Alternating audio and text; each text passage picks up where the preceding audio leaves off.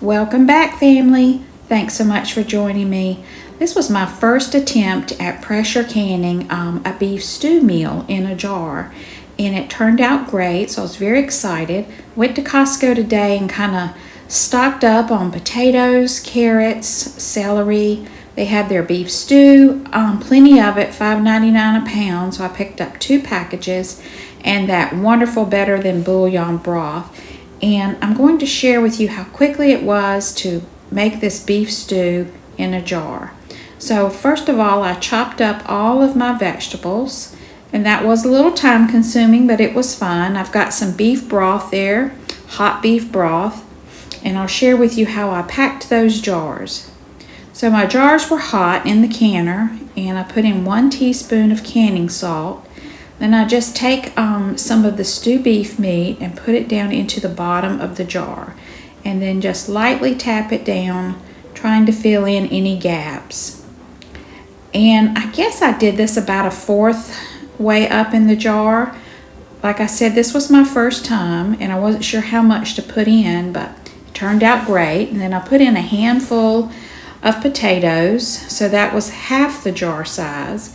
Then I've added some carrots, and I put those in water so they wouldn't brown before I could get these jars made up. And then I'm going to add in some celery and then some onion at the very top. And then I made a big pot of the beef bouillon using that Better Than Bouillon jar I showed you earlier, and have it very hot. So I'm putting a hot liquid into a hot jar, and then I'm just spooning that into it until I reach a 1-inch headspace at the top. And that broth is the best broth. If you don't make it from scratch, that is really good to have on hand. Then I take my spatula, and you've got to get all the air bubbles out. So I just ran it down the sides and got all the air bubbles out. Okay, once you've gotten all the air bubbles out, you take of course, your paper towel, and you're going to wipe off the rim with a little bit of vinegar, and then you're going to add on your lid and your ring. I really feel like it's important to stock up at this time. There's so many things going on in this world. I'm concerned about, of course, hurricane season's right around the corner. We've got civil unrest, we've got droughts and famines, and so I'm really working hard to keep stock in the pantry. And these meals are perfect for a grid down situation where we have no power. All I have to do is open a jar and just heat it on a camping stove, and you've got a meal. So I've made 7 of these beef stew meals. I will make some more in the future, because they are rather easy and the ingredients are easy to pick up at this time.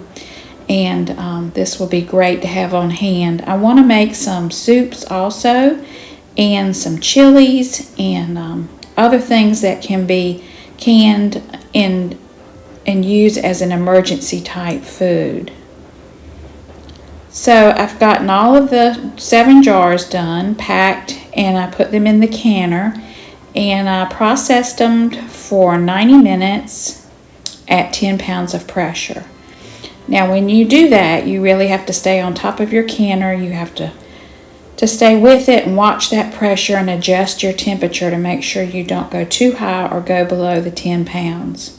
So I would highly recommend that if you are not a canner, that if you want to learn, you mentor, find somebody that can help you, teach you, and mentor you in canning. Watch some good videos. There are a lot of really great canners out there, and you can learn from them. I also suggest you get the Blue Ball Book of Preserving, which has all the really good recipes and tells you how long to process and at what temp, and you really have to go by those rules if you want to have a successful canning product. So I got all the jars filled, and I did process them, and they turned out great. I had my grandkids over for the afternoon, and they were running around wild, but we had a good time, and Mimi was able to get all of her jars done despite the chaos it seems like is going on in the background, but it's all good. So I'm really excited about these jars of beef stew. I can't wait to taste them. They sure did smell good when they were cooking in the pressure canner, and I can't wait to try one. And here is the finished product. See how beautiful they turned out. Served over some rice. It's got its own broth in there. So good. So thanks so much for watching. I hope everyone takes care and is safe. I hope you have a very blessed day. And stay tuned for more canning.